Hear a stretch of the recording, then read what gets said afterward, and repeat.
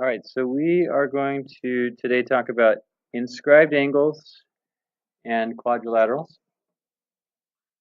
or inscribed quadrilaterals, and we're going to really start with the inscribed angles because everything builds off of that. And here's the key theorem. There's really one theorem that everything's going to build off of, and it's the theorem 8.7, which says the measure of an inscribed angle is equal to 1/2 the measure of its intercepted arc. Okay. So we have vocab here, and I introduced that vocab to you before. So what is an inscribed angle? You can look back. It's an angle in a circle. So if I draw this, is that an inscribed angle? No, that's not an inscribed angle. It's an angle in a circle, but it has to be a little more specific than that.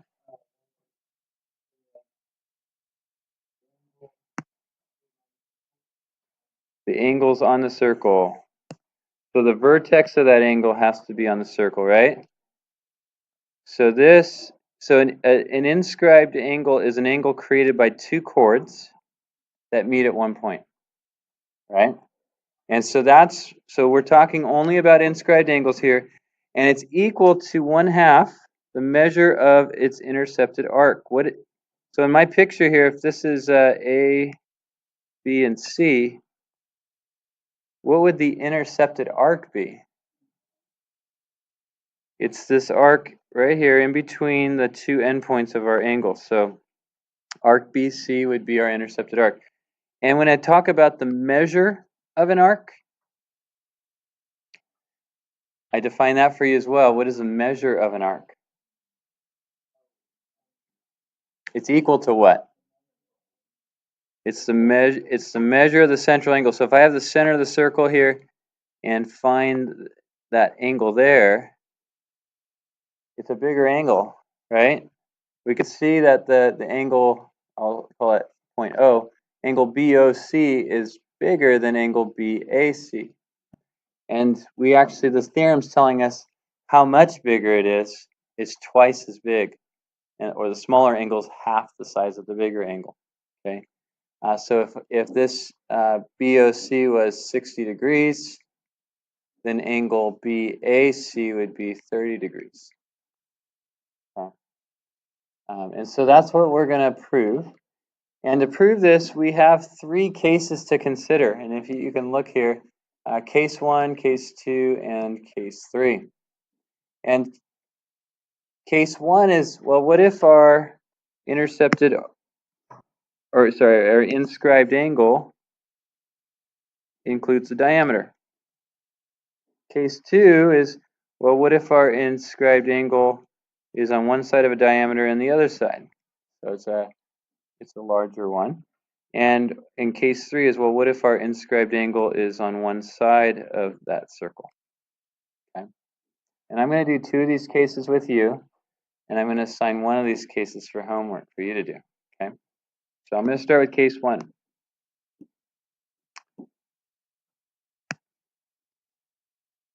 Okay. Case 1, we have one of the sides of the inscribed angle containing the diameter of the circle.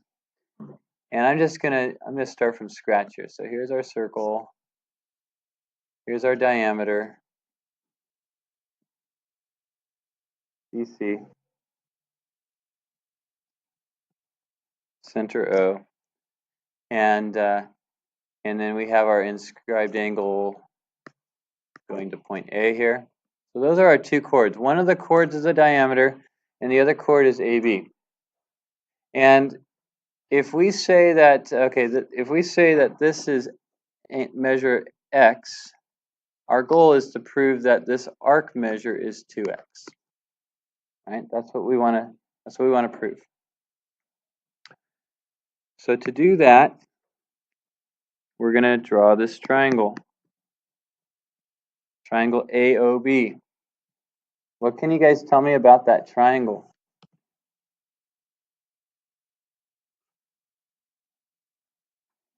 It's a special kind of triangle. What? Yeah. Isosceles. Okay. because point A and point B are both the same distance to O. And so these are the same distance isosceles triangle. Because it's an isosceles triangle, what else can we say about it? Base angles are the same. So this is also angle X. What theorem tells us that? The isosceles triangle theorem, okay? So we know both those are angle X. We also know, okay, we're trying to show the measure of AC is 2x, but we know that the measure of an arc is the same as the measure of the central angle. So we'd like to somehow show that that central angle is 2x. Well, that is an exterior angle of our triangle. Anybody see why that would have to be 2x?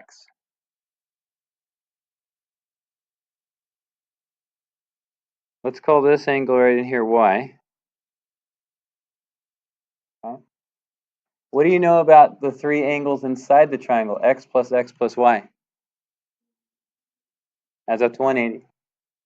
What do you know about y and this angle we're after, the exterior angle? Also adds up to 180 because they're a linear pair, right? And so they're supplementary. So if x plus y is 180, wouldn't this have to be 2x? Right? And that's what the exterior angle theorem tells us, that this exterior angle is always going to be the sum of the two interior angles not adjacent to it, okay? And so then that's pretty much our proof. Now, because that's 2x, this is 2x, and now we've shown that the arc measure is twice the measure of the inscribed angle.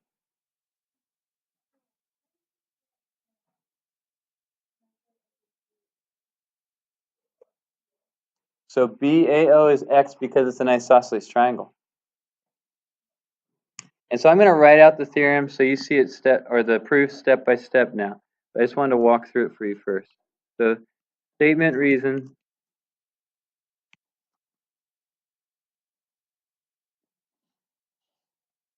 And the first thing is our given. We're going to start with the measure of angle ABC is equal to x. And that's given to us.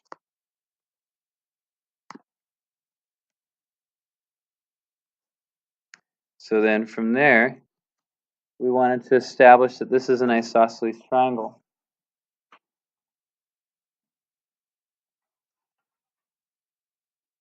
You're just coming in, you're going to need one of these. Okay, and to establish that it's an isosceles triangle, we said, well, AO is congruent to OB, and reason is definition of a circle. Okay, the definition of a circle is all the points that are the same distance to the center of the circle. So the point A and point B would be the same distance to O. So then because of that, we could say that the triangle ABO is isosceles. And that's just by definition of an isosceles triangle.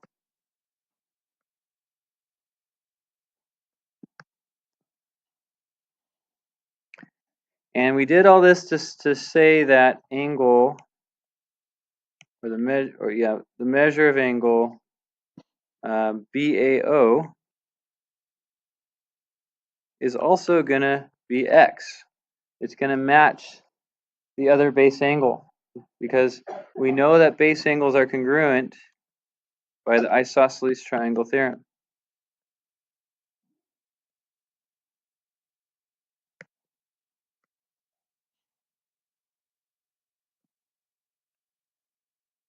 Once we established that, then we were able to say that the measure of angle AOC was 2x, and that used the exterior angle theorem.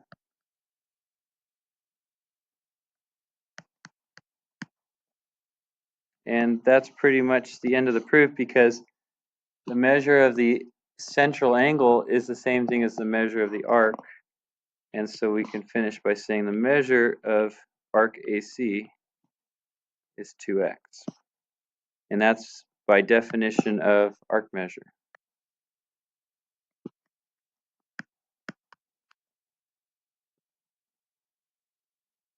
Okay. And so that's the meat of that proof. There are some details maybe that I skipped over in that proof, but that's the meat of that, and you can see kind of the logic behind what's there.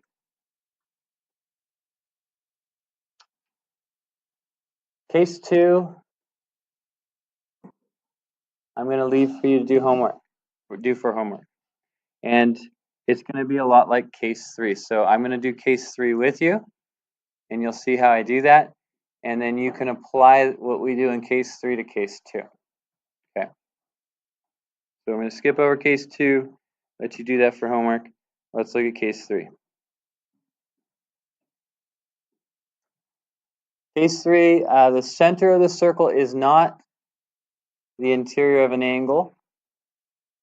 And so we have this inscribed angle ABC, and we want to show that its measure is half the measure of the arc. Now we can use case 1 to help us out, and so that's why you see the diameter drawn, which is BD or BOD. Okay.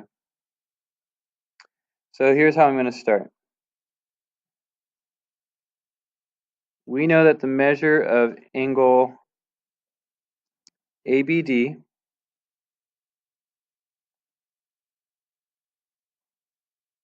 is what?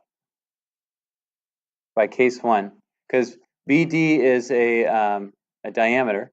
So if I talk about the measure of angle ABD, that would equal, what did we show in case 1? What was our proof about? Yeah. Okay, x to 2x. So how do we go from small to big? You could say the small one is equal to half the larger one, right? So it's equal to half the measure of arc what?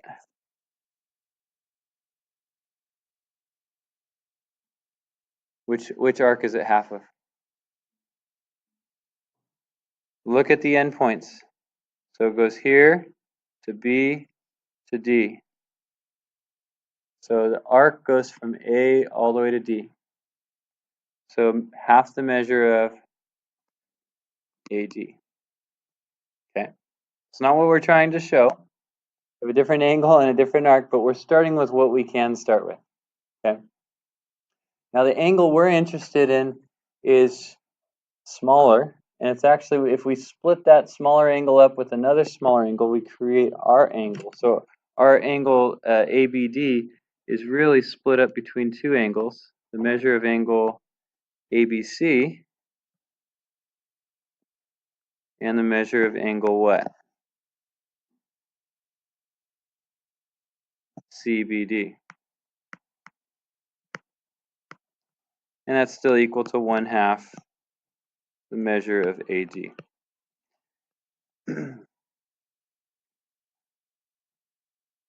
Now I'm trying to solve for the measure of angle ABC.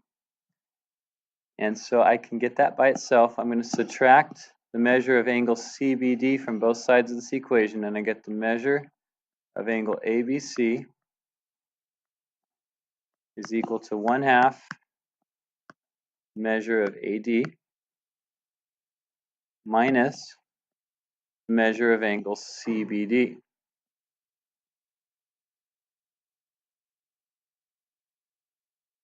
Okay. So now I've changed it so that what I'm trying to prove on the left-hand side matches what I have on the left-hand side. But what I have on the right-hand side doesn't match yet. I'm trying to now show, okay, how can I show that this right-hand side is equal to 1/2 the measure of AC? You guys see anything we can do on the right-hand side? Anything we can change?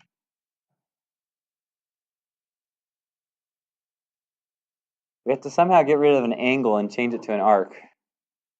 right? So CBD, if we take a look at CBD, that's an angle that includes the diameter. That goes back to case 1. So we can now use it, we can apply this and say, we know what that one is. And let me put some reasons here. This is by case 1. Here, what we do, we split the angle.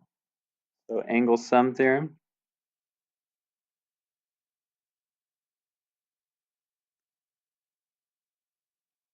And here we just subtracted from both sides. So subtraction property.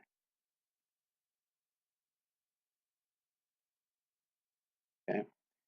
And so now let's change this angle into something else so that it's equal to. So we have the measure of angle ABC is equal to 1/2 the measure of arc AD minus 1/2 the measure of which arc? CD or DC, yeah. And that's by case 1 again.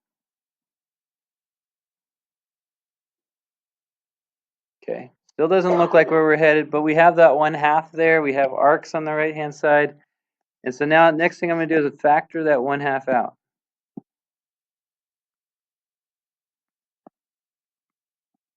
I get 1/2 times the measure of AD minus the measure of CD.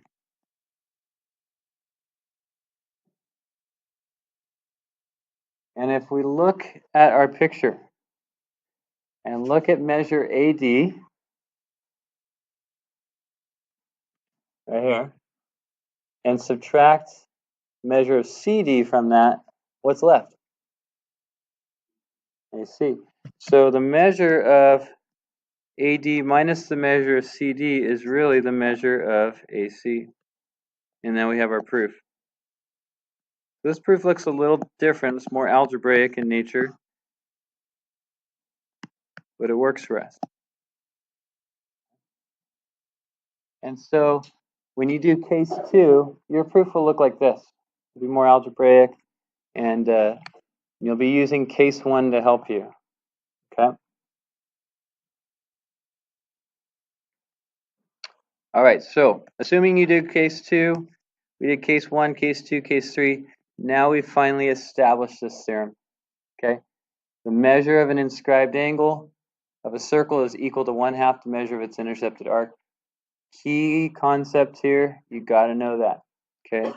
Now we're going to apply it to a couple special cases and call these corollaries. Corollary 8.8. An angle inscribed in a semicircle is a right angle. All right, so if I have this semicircle, let's say start with a circle, and you have a diameter A to, let me see, A to C.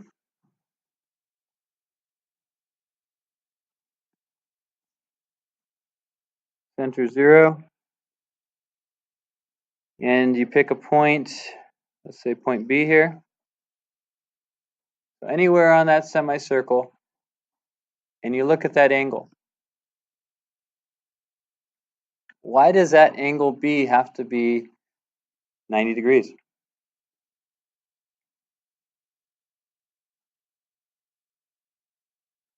And think about the theorem that we just talked about. Okay, so here's the angle right here. I'm highlighting it. Why does that have to be 90 degrees?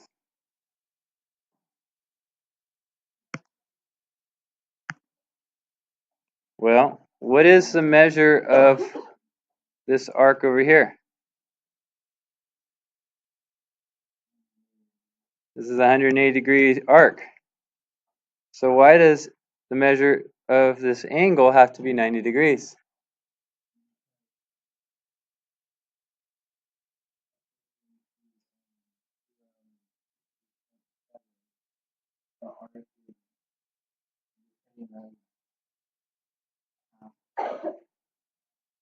Arc is the same as 2 times the inscribed.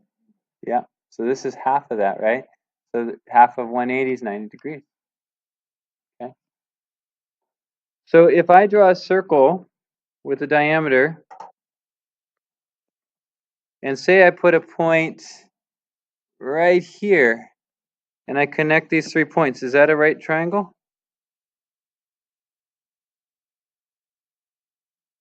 Well, this angle right here intercepts half the circle, which is 180. So that angle's half of 180, which is 90, so it's a right triangle. What if I put the point over here and connect these? Is that a right triangle? Yes.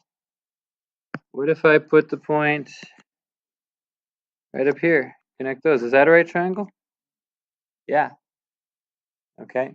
And so there was a popular competition, math competition on TV, and one of the questions was, for the contestants, hey, you guys have, I don't know, maybe 30 seconds to draw as many right triangles as you can, and they have to be perfect right triangles.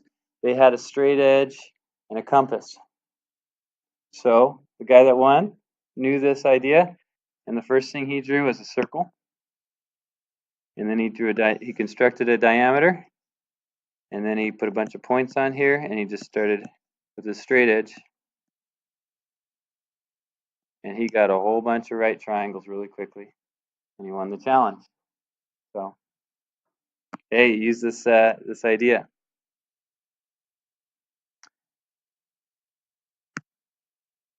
It says that if two inscribed angles of a circle intercept the same arc, then they're congruent. And you guys have a picture on your paper already. Let me draw what you guys have. You have a chord AB over here, and you have the chord DC over here,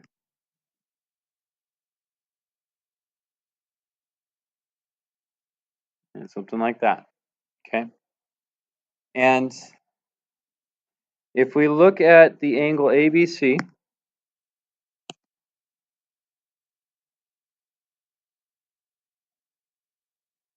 and if we look at angle ADC,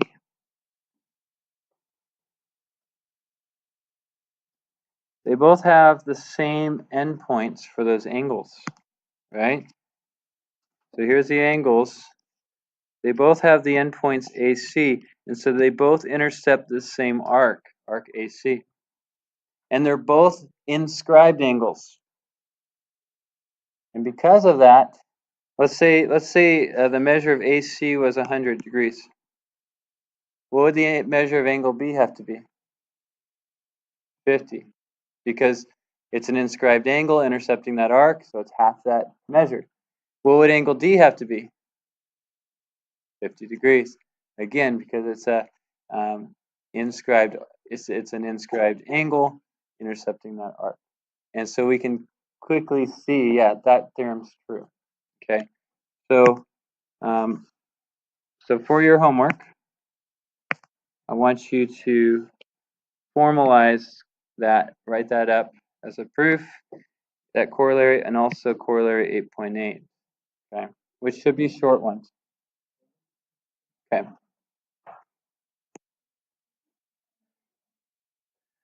Okay, so we're going to fill out some blanks here. We've talked about these things already. We're going to just summarize this. And in the first bulleted point says an inscribed angle is an angle with its vertex where? It's got to be on the circle. With two sides that are what? They got to be chords. Okay. An intercepted arc is the arc that lies between what of an inscribed angle? Well, here in our picture, what arc is our inscribed arc? AC, this right here, right? And so that's in between these two endpoints. So the endpoints of the inscribed angle, okay? The degree of an inscribed angle is equal to what? Base half of the intercepted arc. This is the main theorem that we are working with.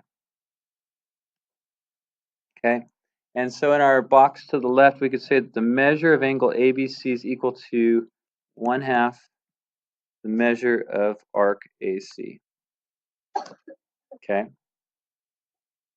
Now careful.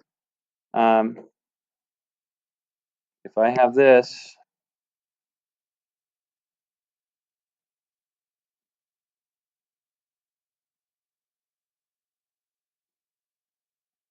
and I know that this is like a 100-degree arc out here, I can't say that this angle right here is 50 degrees. Why not? Because it's not an inscribed angle. It's in the circle. It's not on the circle, right? So make sure you understand all the wording here. Okay. And then for our corollaries, we just showed these things. If an inscribed angle intercepts a diameter, then it is a right angle. So in this picture, the measure of BAC would be 90 degrees. And then if we have overlapping arcs, so we have two inscribed angles that intercept the same arc, then the angles are congruent. So in our picture, measure of angle ABD would equal the measure of angle what? ACD. Okay. Good. So we're going to apply these. All right. I'm going to give you a minute head start. I'm going to start calling on some of you to give some answers. Okay. So start working ahead.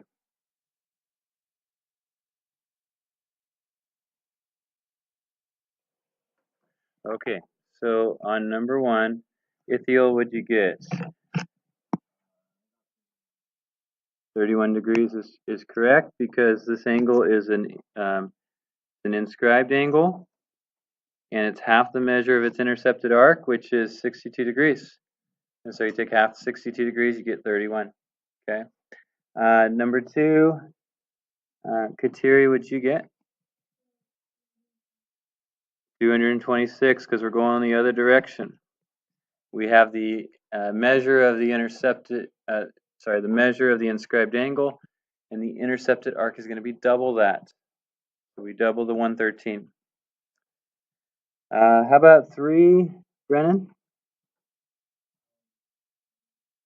Good. Why is it 90 degrees?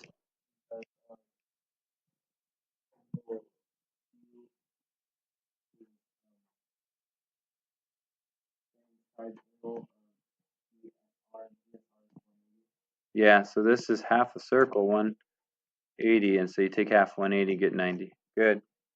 Okay. How about number 4? Allison, did you get number 4?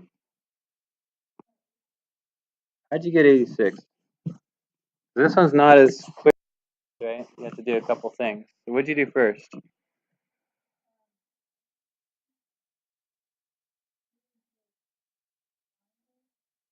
So you made it a triangle like this? Okay.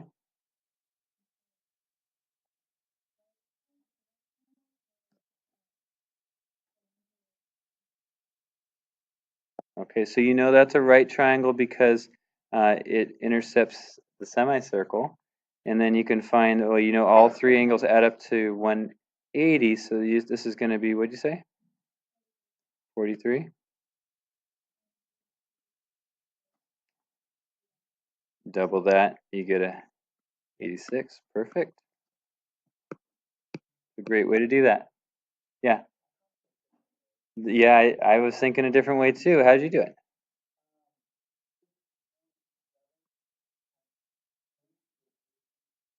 Uh-huh. Okay. Mm-hmm. Yep. So that works too. So there's more than one way to do this. As long as you have a good logical reason behind it, you'll get to the right answer. Okay. Number 5.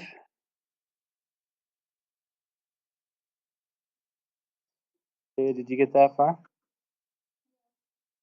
You haven't gotten there yet? Chase, did you get there? Can you explain how you got it?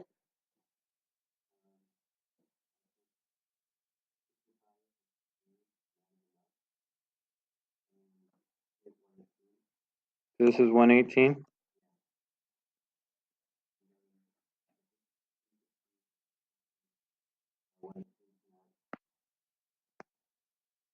So 360 minus 118 is what? Okay.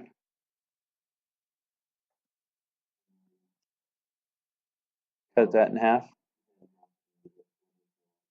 121. Okay. Good. So that works. And then the other way would be to do it kind of Allison's way, the way she did. You can construct this triangle here, and you'd have to work with decimals though, right? So you'd say, well, this angle right here has to be half of 65, right? Which is what? 32.5. And then this angle right here has to be half of 53, which is 20, 21, 26.5. Okay. And then you could say, well, all three need to add up to 180, and you could get 121 that way too. So there's more than one way to do this. You could work with the angles in the triangle, or you could work with the arcs. All right. 6. Timothy, did you get that far? Yeah.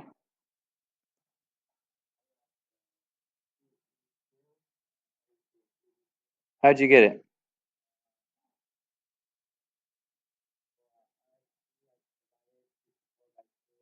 Okay, so hold on. RST. Let me highlight RST. RST is this inscribed angle here, right? Were you looking at something else? Okay. So you take your answer back, okay? Did anybody get 6? How'd you do it?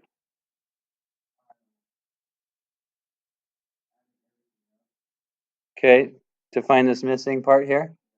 So you added the 64 and the 139 and the 75 and subtracted them from 360, and what'd you get? So this is 82 degrees, because full circle adds up to 360, and then what?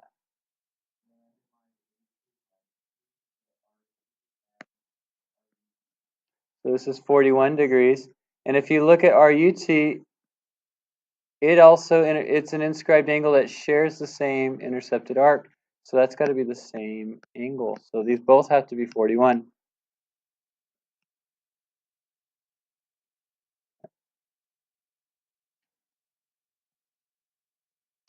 All right, I want you to keep going through these problems, and I want you to work all the way until you get to 16 and stop there.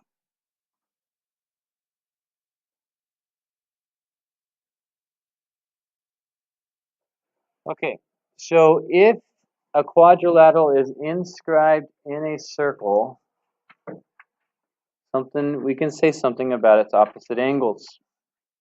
Okay, what do you guys think? Like this angle here, we call it angle D and angle B. What do you think about them? Do you think they add to 180?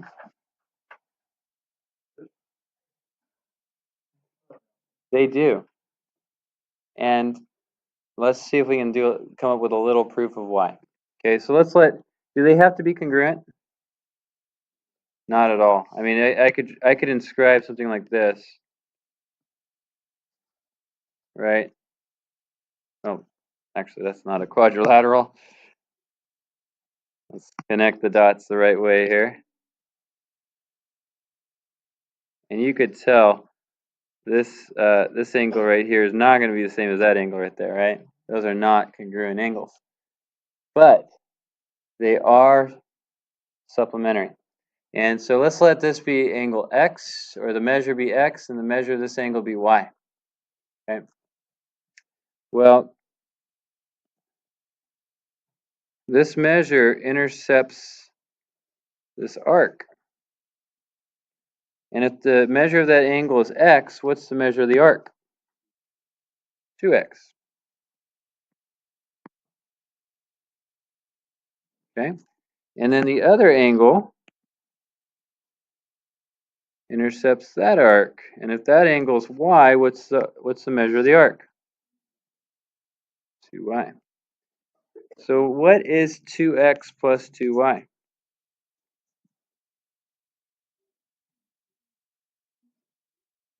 It's a full circle, right? 360 degrees. All right, now cut everything in half in that equation and we get what? X plus y equals 180. And there's our proof, right? Opposite angles are supplementary. So opposite angles are supplementary.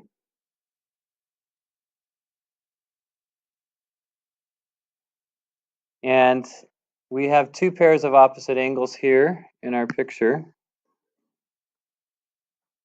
I'm going to clean this up a little bit so we can see them. One pair would be the measure of angle ADC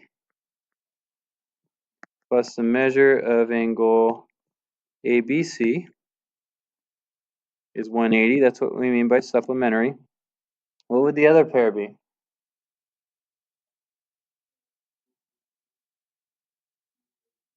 Angle BCD and DAB. And that they equal 180 as well. Okay. And so that's just another corollary. We could have proved that. Here I gave a kind of a quick proof, but that's another corollary to our inscribed angle theorem. So in number 1, we have an inscribed quadrilateral, and 45 is opposite which angle? Okay. And so we could say the measure of angle K plus 45 is going to equal 180. And so we can solve for the measure of angle K by subtracting 45, and we end up with 135 degrees. We can do the same thing with J. J is opposite L, so you can say the measure of angle J plus 92 degrees is 180. And so if you subtract 92 from both sides, we end up with what? 88 degrees. Okay. And so we can work off of those. So let's skip now. Go ahead and try number 9.